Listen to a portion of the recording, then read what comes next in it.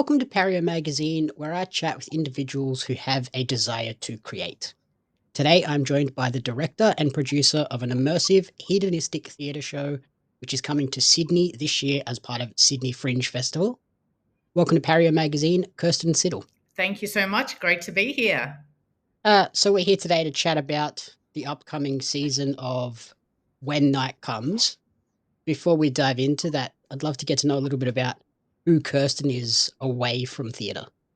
Okay, yeah, away from theatre. Well, I enjoy traveling. I enjoy food. I enjoy drink. I enjoy all the sensory pleasures in life, which has a bit of a relation to this show, I guess.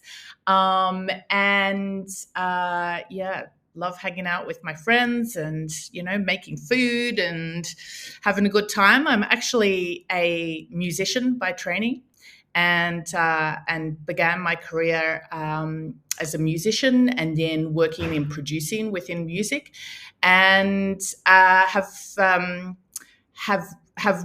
worked as a programmer, a curator, a producer before I came to theatre. Okay.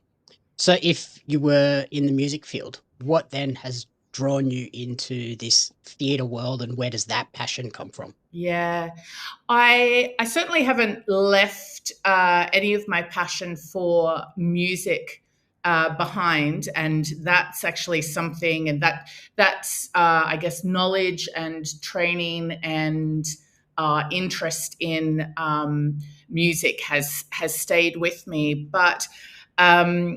I started branching out into programming across different art forms for a number of the sort of big performing arts venues and so on. And so I really developed an interest in, I guess, all of the performing art forms. And from there, I was producing actually a lot of music based work that had a theatrical bent to it. Maybe had a little bit of storytelling around it.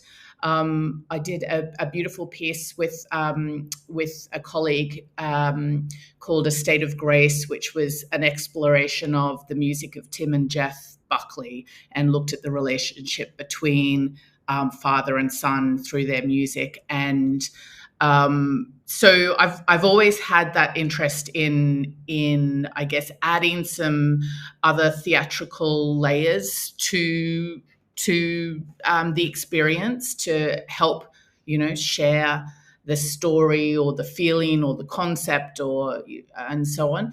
And as I was then curating and programming, I developed a real interest in theatre that doesn't happen on traditional stages, and experiences, whether music-based, theatre-based, combination of everything, but experiences that really immerse you into a whole nother world, where you can really sort of escape and dive down a rabbit hole, so to speak, and leave everything else behind and just be immersed by what's happening around you. And with that interest, then started Broad Encounters, which the focus for this company is just on creating immersive experiences, and we'll use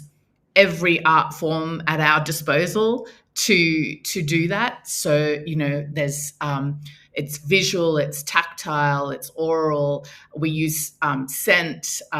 We in this show that we're that's coming up, we're using taste as well to help make this experience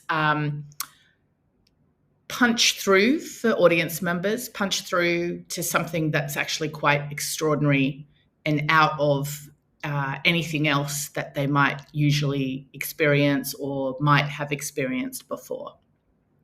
Okay, yeah, so on that front, like, When Night Comes is this all-encompassing immersive thing. It's not the separate audience show aspect.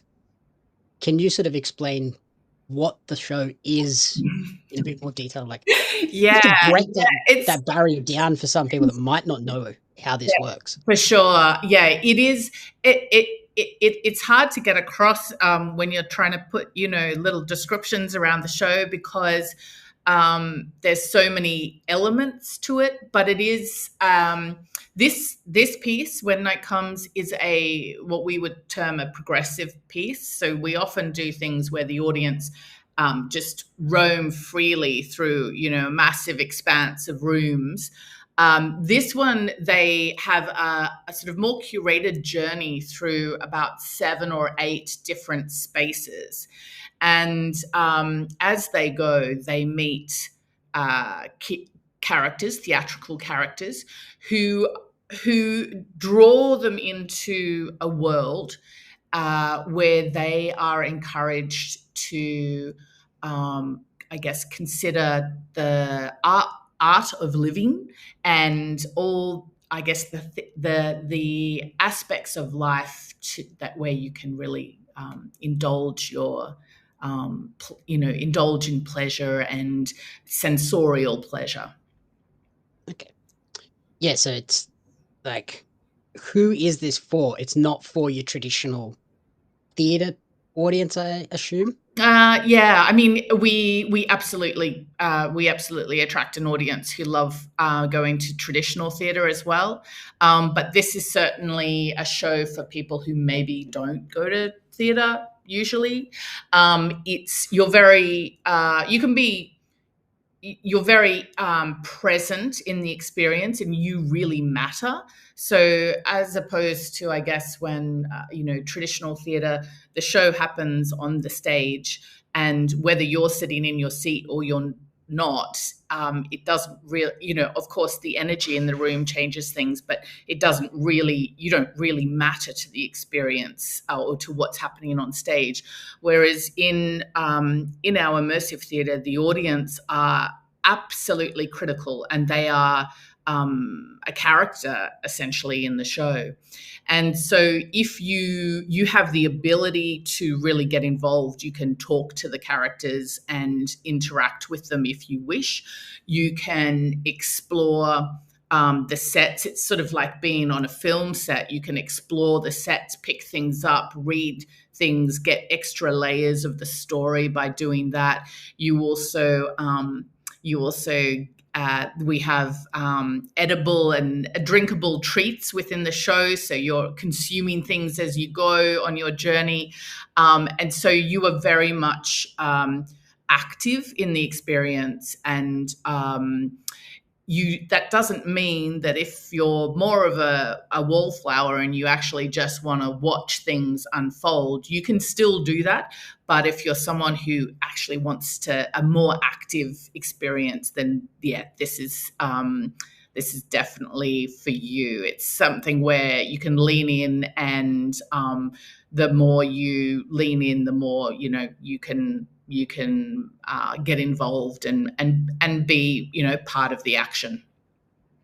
It sounds like it could also be a very different show each and every time. Like, you could come back to this multiple times because it's so influenced by the group you're with. Could change how the story and everything plays out slightly. Yeah, for sure, definitely.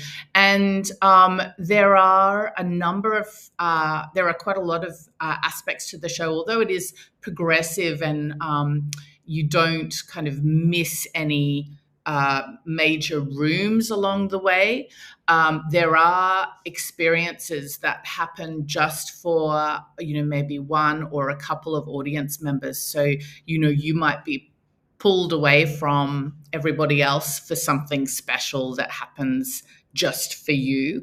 And so there are those little, I guess, extra treats that if you're someone who wants to kind of get all of that, yeah, you can come back and position yourself in the right place to get to make sure that you're pulled for something very special. And then in terms of the creative process, how challenging is that for the people involved in the performances? Do they have to kind of work a little bit longer in the lead up in rehearsals and play out different scenarios over and over?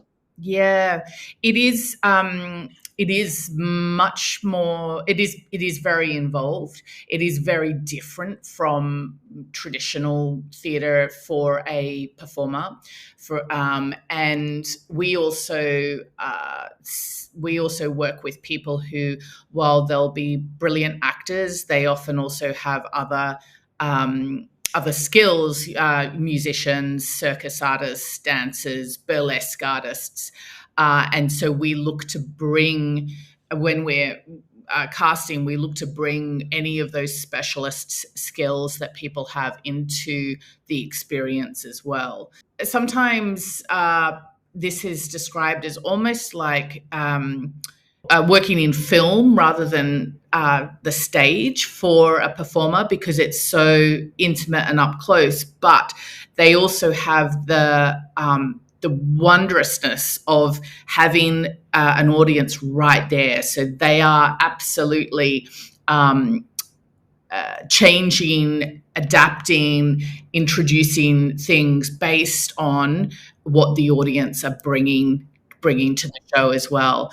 It's certainly not improvised, but it absolutely is. Like we will think through, lots of different sort of tendrils, I guess, of different ways that things might play out, and the performers, the actors, absolutely are, so present and in the moment in terms of ready to kind of roll with whatever happens.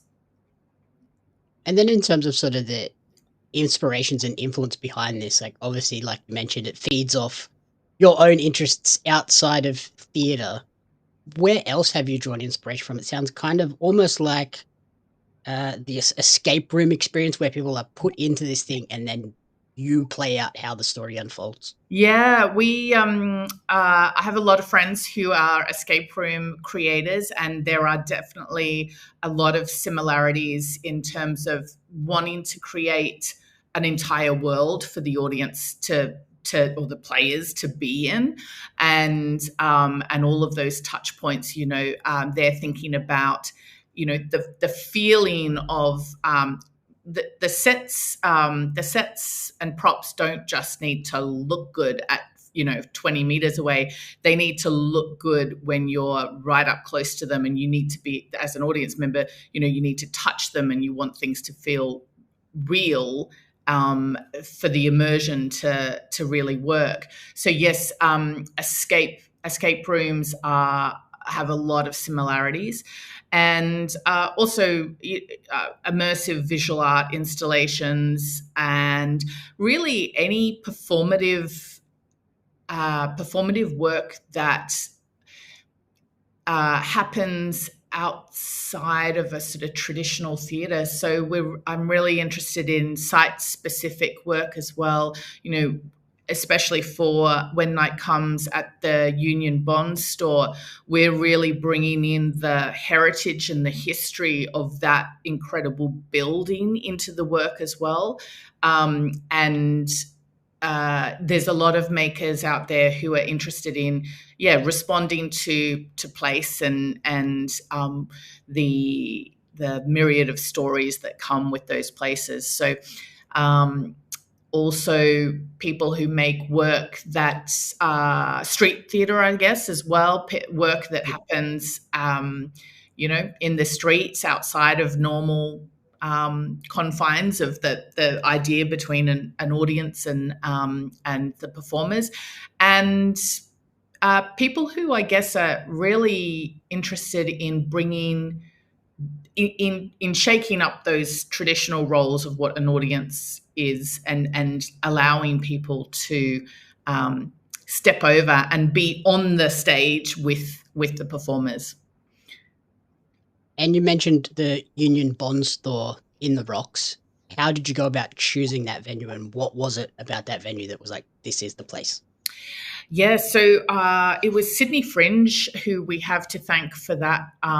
They approached us actually would have been about 18 months ago, saying this property, we think this property would really tickle your fancy. And we came and had a look at it and thought that it was really stunning building, and we could this show, we've done it once before in Melbourne in a completely different environment, but we straight away could see how the work could be developed creatively and excitingly for us further by leaning into this incredible atmospheric building right in the heart of the rocks. And sort of the Rocks is widely known as one of the more haunted areas of Mhm. Sydney. Does Mhm. that sort of factor into this show as well? Yeah, I think that absolutely. Buildings see a lot in their time, and I do think that they get layers of that history in there. The building that we're in, the Union Bond store, does have a residence there. According to the Rangers, we haven't met her yet, but it is really evocative, that space, and we think that this show really leans into a sense of exploring how you live your life, and I think the building will add a lot to that. Yeah. So, yeah, it could be a very special experience for some groups Yeah. during the season. And as we mentioned, the show is part of the Sydney Fringe Festival. How important is a festival like that as a platform to bring sort of out of the box shows Mm. like When Night Comes to life? Yeah, totally. I mean, I think that's working with everyone at Sydney Fringe. They completely embrace anything that is different, not traditional, not conventional, all the kind of strange ways that we want to work in order to make this really extraordinary experience for the audience. They just embrace and love all of these ideas, and I think that it is a place where you can see artists making work that's just way more exciting than what you might necessarily see on some of the bigger stages around town. So there's always incredible gems to find within a fringe festival, and artists doing really brave work where they're breaking down those conventions and breaking down any expectations that people might have about what art is, I suppose, and how we connect with audiences. And have you had a chance to look over the rest of the Fringe lineup and see if there's anything that you would like to check out while you're in Sydney?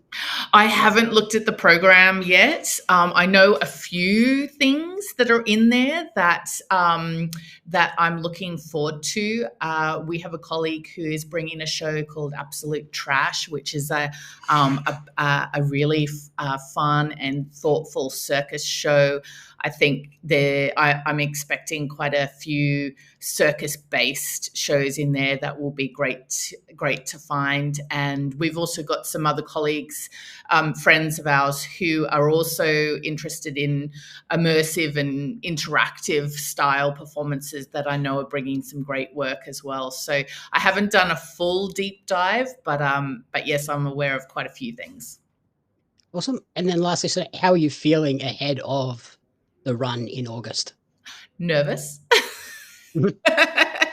Nervous and excited. I mean, this show is really thrilling. As a performer, as a creator, as an audience member, it's something that is entirely unforgettable. And I am really nervous and excited to be playing with that space, the room. We've also got some new cast that we've worked with previously who know us, who have worked on some of our other shows. And I'm really excited to have their input into this. Into this new version of the show. So yes, nervous, excited, really pumped about a really great season, and really thrilled that we're actually starting a little ahead of the Fringe Festival, which means that we've got, I think, a good sort of week of previews before we sort of kick into the full season, and yeah, looking forward to a great run. Awesome. Alrighty, so for anyone that wants to head along to When Night Comes, it opens on August 22nd, with tickets available now at whennightcomestheshow.com. That's it. But finally, where is the best place for people to support you and track your creative journey moving forward? Yeah, so I'm on Instagram at Kirstenets, KIRSTENETS.